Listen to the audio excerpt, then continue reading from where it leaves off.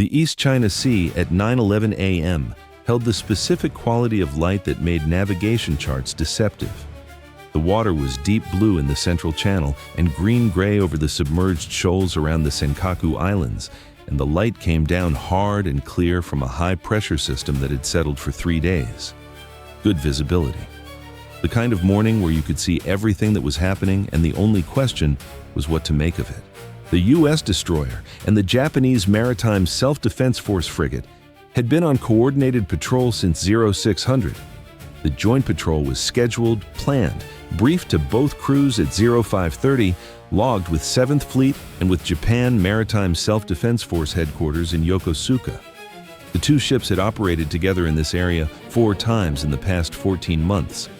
The patrol area encompassed the waters around the Senkaku Islands, 8 uninhabited islands and rocks whose sovereignty Japan administered, whose ownership China contested, and over which both governments had been conducting a slow, measured, documented argument for decades. At 9:11 a.m., 2 contacts appeared. Bridge CIC. 2 new surface contacts bearing 265, range 9 nautical miles. Both contacts are large. Preliminary displacement estimate between 8,000 and 12,000 tons. Speed 14 knots. Track consistent with China Coast Guard vessels.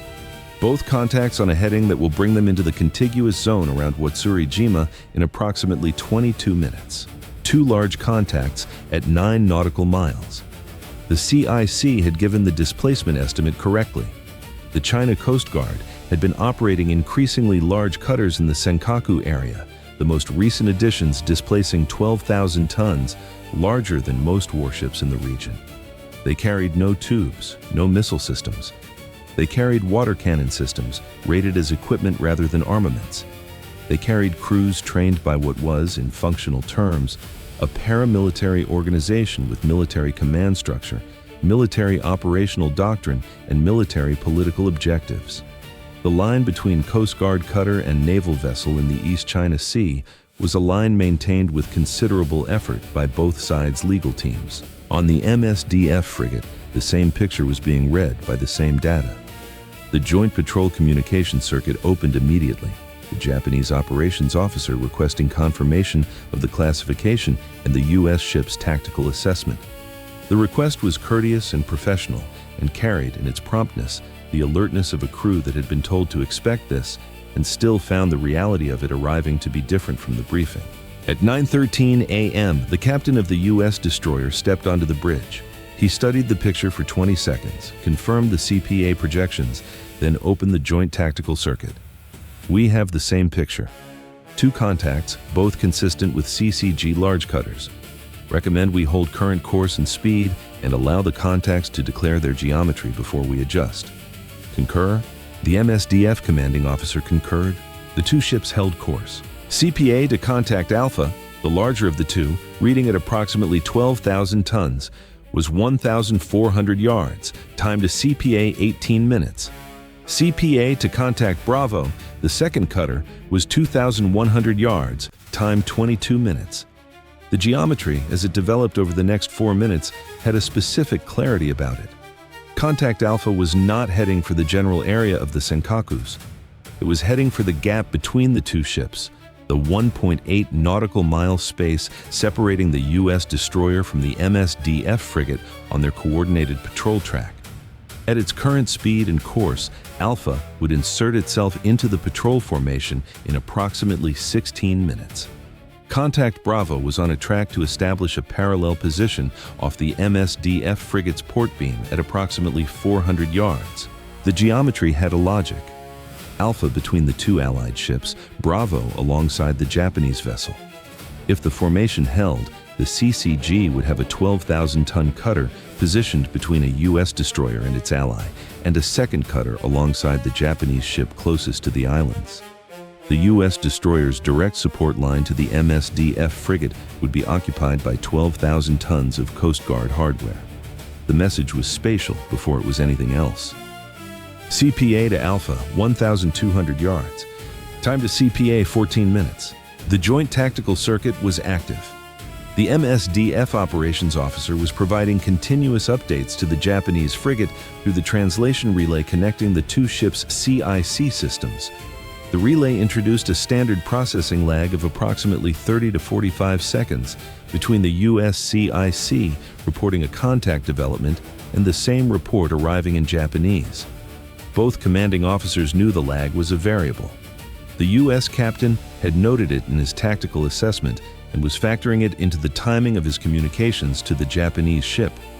30 to 45 seconds in a developing standoff was a variable that required management, and the captain was managing it by building the lag into every communication he sent, front-loading the critical information, keeping the transmissions short, and confirming receipt before moving to the next step. At 9:17 a.m., Contact Alpha activated its bridge-to-bridge radio. The broadcast came on Channel 16 in Mandarin first, then Japanese, then English. Japan Maritime Self-Defense Force vessel, you are operating in waters adjacent to Chinese Diaoyu Islands. The People's Republic of China exercises jurisdiction over these waters. You are required to depart immediately. Then, specifically addressed to the U.S. destroyer. United States naval vessel, your operation in these waters in conjunction with Japanese forces constitutes interference with Chinese sovereign maritime jurisdiction. You are required to withdraw. The broadcast ran 2 minutes and 14 seconds. Then it repeated. The MSDF commanding officer responded on Channel 16 in Japanese, stating the established Japanese government position. The Senkaku Islands were Japanese territory administered under Japanese law. The vessels were conducting a lawful patrol. Composed, formal, prepared before the patrol began. The U.S. destroyer did not respond on Channel 16. CPA to Alpha, 950 yards. Time to CPA, 11 minutes. The first friction event arrived at 9:18 a.m. in the form of a priority message from 7th Fleet. Its substance, the U.S. Embassy in Tokyo was in active communication with the Japanese Ministry of Foreign Affairs regarding the CCG contact. The Japanese government was in a pre-election period. Parliamentary elections were scheduled 11 days hence. The current government had made maritime security a campaign issue, creating competing pressures. Resolve required visible firmness, but miscalculation created a crisis the opposition would exploit. 7th Fleet's guidance was to coordinate response actions with the MSDF commanding officer before implementing, and to prioritize maintaining joint formation integrity over individual ship tactical responses. The message ended. Exercise judgment consistent with alliance objectives. The captain read it twice. Acknowledged receipt. Did not alter his assessment. He opened the joint circuit and relayed the operational implication to the MSDF commanding officer. Not the classified text, but the relevant substance. Their responses should be coordinated, and he was requesting concurrence before each escalation step. The MSDF commanding officer acknowledged. There was a 4-second pause on the circuit before the acknowledgement arrived. The relay lag processing a Japanese response to an English transmission. In the context of the conversation, 4 seconds felt longer than 4 seconds. CPA to Alpha, 800 yards. Time to CPA, 9 minutes. At 9:19 a.m., Contact Alpha crossed into what Japan designated as the contiguous zone around Watsuri-jima. The MSDF frigate noted the crossing and broadcast a formal legal notification on Channel 16 in Japanese, citing the specific provision of Japanese territorial law that governed the contiguous zone. The notification was filed. It was part of the documented record the Japanese government maintained for each CCG incursion. It was the thing that happened first, because the first thing that happened in any Japanese government legal position on these waters was documentation. Contact Bravo was now at 1,400 yards from the MSDF frigate and continuing its approach. Contact Alpha was at 800 yards from the U.S. destroyer and closing on the gap between the two Allied ships. The 12,000-ton cutter was now visible from the bridge, a large white hull with blue-orange striping, bow high out of the water.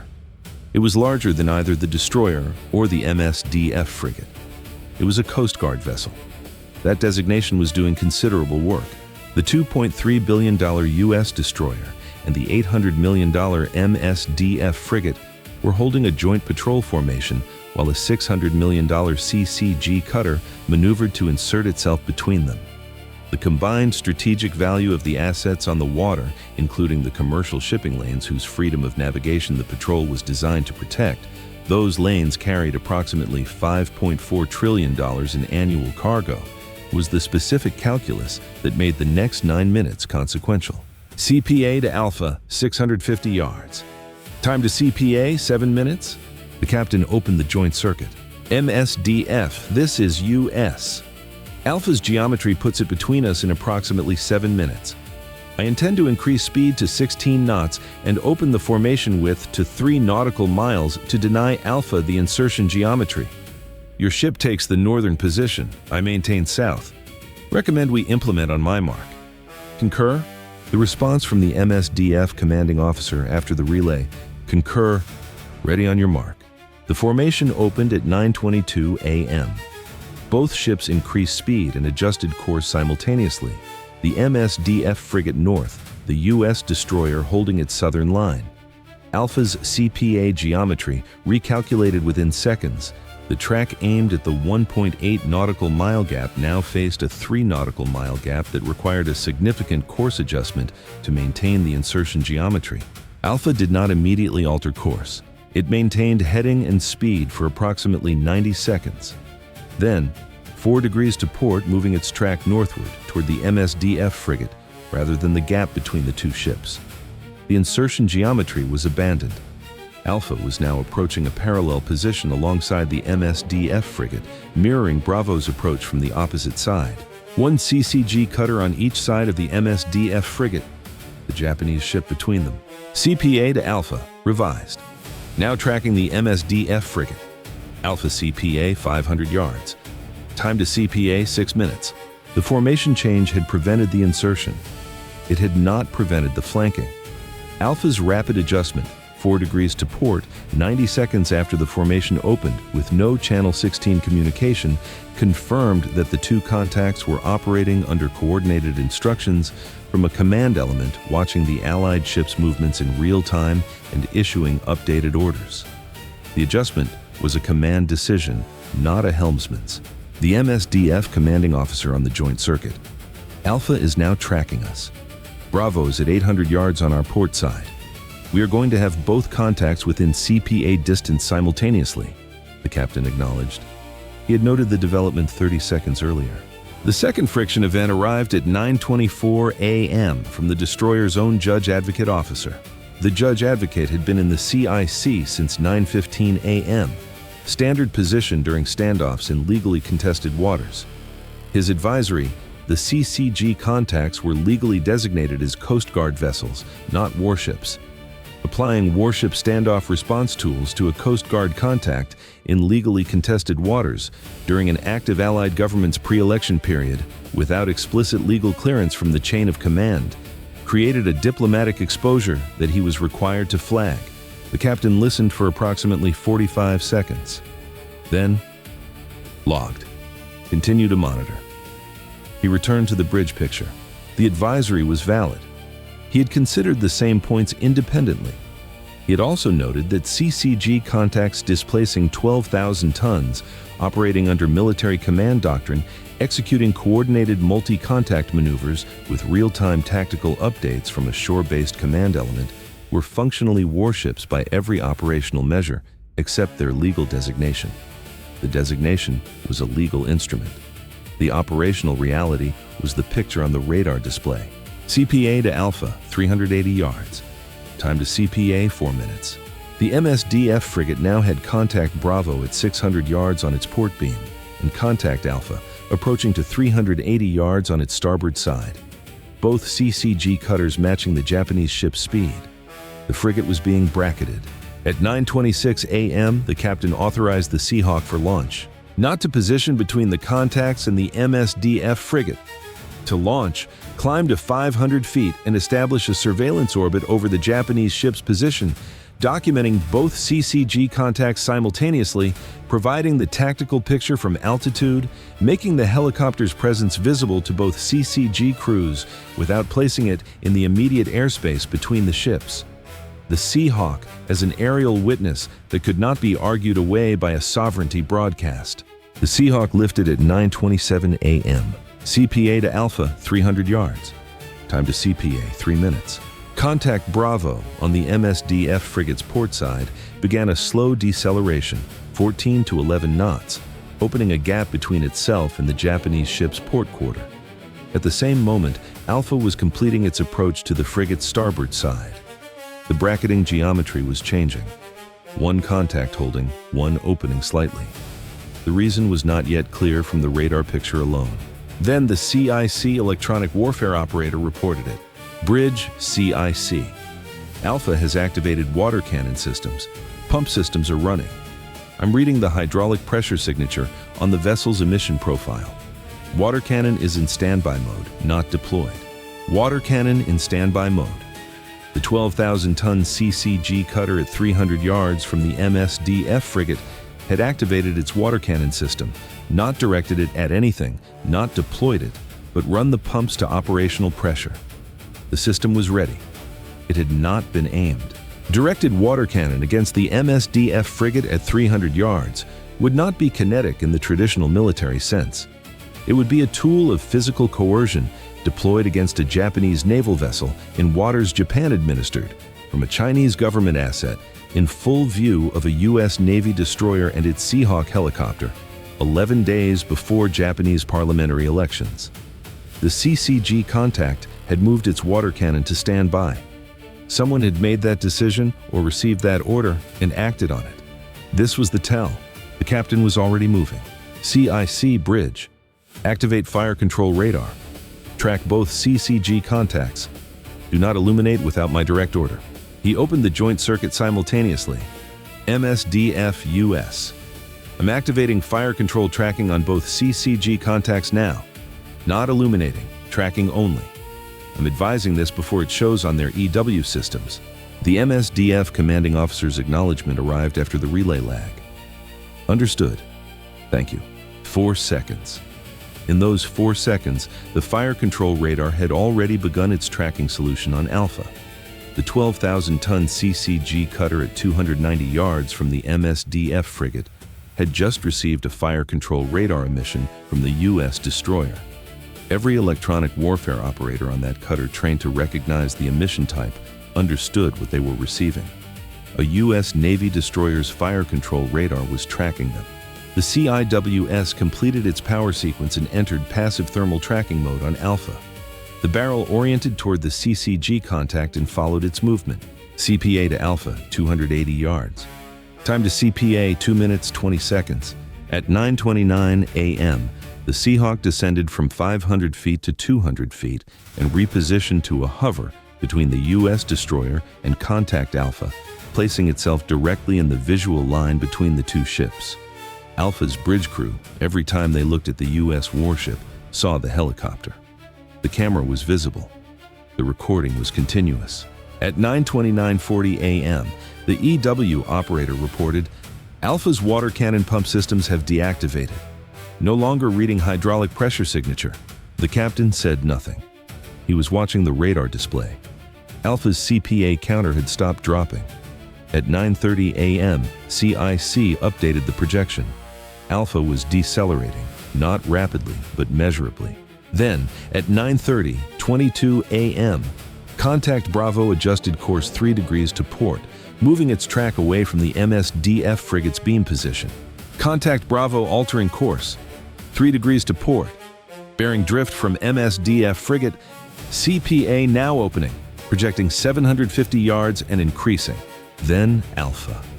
A bearing drift to the north, 4 degrees. The deniable withdrawal geometry of a trained gray zone operator conceding a position they could not officially admit to conceding. Alpha bearing drift to north. CPA opening. Now projecting 440 yards. Rate of opening, 2 to 3 yards per sweep. Data first. Both CPA numbers climbing on the tactical display, both contacts bearing away simultaneously. Then, visual. Through the bridge windows, Alpha's bow angle rotating from approaching to turning, the hull presenting a profile that was no longer an advancing bow. Then, human. The MSDF operations officer's voice on the joint circuit in Japanese and the relay lag processing it into English. Both contacts are opening. Alpha is clearing our starboard side. Bravo is clearing to port. Both? Simultaneously, the captain held his position at the center window for 2 more minutes as both contacts continued to open. When Alpha reached 900 yards and Bravo reached 1,100 yards, both tracks clearly diverging, he turned. He opened the joint circuit first. MSDF US. Both contacts are withdrawing. Recommend we resume standard patrol spacing. Your call on timing. The response from the MSDF commanding officer arrived before the relay processed. Agreed. Resuming now. Thank you. Then, to the bridge. Secure fire control radar. CIWS passive. Seahawk, hold position 5 more minutes and document the full withdrawal, then recover. He paused. Judge Advocate, note in the encounter log that fire control tracking was activated as a non-illumination measure against non-warship contacts in response to water cannon system activation, coordinated with Allied commanding officer within rules of engagement parameters. He walked to the chart table. The joint patrol formation was reforming. The MSDF frigate was resuming its position to the north. The Senkaku Islands were at the horizon to the northwest, low and dark and present in the way that uninhabited rocks become present when 3 governments have spent decades arguing about them. No one on the bridge spoke for a long moment. The officer of the deck straightened his collar. It had not needed straightening. The helmsman held course, the weight of the past 38 minutes having lived in his grip in a way he would not fully recognize until the grip was no longer required. In the CIC, the judge advocate logged the fire control radar activation with the specific precision his role demanded and the encounter's political context required. His log would be part of the record. The record was always part of the point in the East China Sea. The Seahawk documented both contacts receding to the northwest before recovering to the flight deck at 9:37 a.m. The encounter report went to 7th Fleet, to Pacific Fleet, to the U.S. Embassy Tokyo, and to Japan Maritime Self-Defense Force headquarters simultaneously. The full tactical picture, the formation adjustment that prevented the insertion geometry, the fire control radar activation coordinated with the ally before implementation, the Seahawk as aerial witness, the judge advocate's advisory in the record alongside the captain's response to it. The fact that both commanding officers had acted in concert at every step. The relay lag was in the record. Everything was in the record. The record assembled here speaks in the language the ocean keeps. 2 China Coast Guard vessels, Contact Alpha displacing approximately 12,000 tons and Contact Bravo approximately 8,000 tons, entered the contiguous zone around Watsuri-jima at 9:19 a.m. and maneuvered to bracket the Japan Maritime Self-Defense Force frigate conducting a joint patrol with a U.S. destroyer. Combined displacement of CCG contacts, approximately 20,000 tons. Combined replacement value, estimated $1.1 billion. Formation adjustment by Allied ships to deny insertion geometry. Yes, at 9:22 a.m. MSDF US coordination for each response step maintained throughout. CCG sovereignty broadcasts, initiated 9:17 a.m., continuous in Mandarin, Japanese, and English. U.S. destroyer response on Channel 16, 0.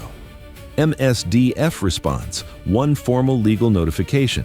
CCG contact, Alpha water cannon systems activated to stand by. Yes, at 9:28 a.m. Water cannon deployed, no. Systems deactivated, yes, at 9:29:40 a.m. within 60 seconds of fire control radar activation. Fire control radar activated on both CCG contacts, yes, at 9:28 a.m. Non-illumination tracking mode, confirmed. Coordinated with MSDF commanding officer, yes, before the emission appeared on adversary EW systems. Seahawk deployed as aerial witness, yes.